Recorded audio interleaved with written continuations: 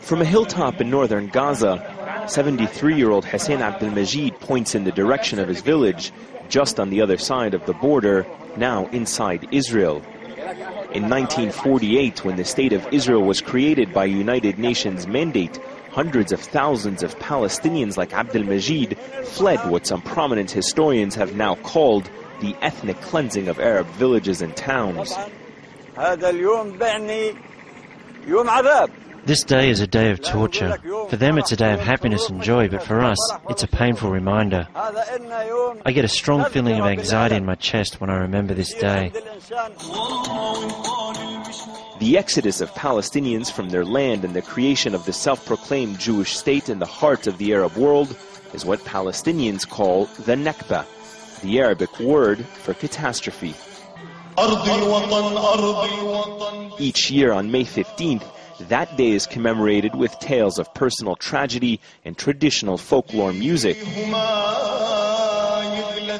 A chance for younger Palestinians who didn't live through that era to hear the first-hand accounts of the older generation's struggle.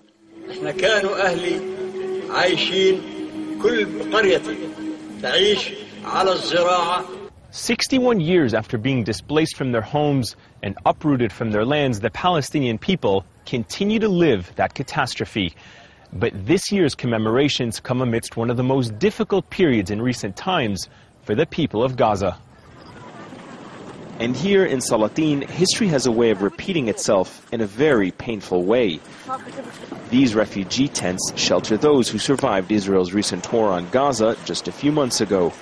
Nearly 1,400 people were killed, thousands more injured and displaced as a result.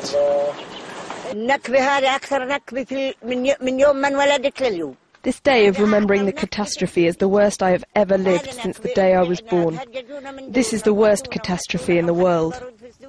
This time, they came again, made us flee our houses, and again we returned to our homes with everything destroyed.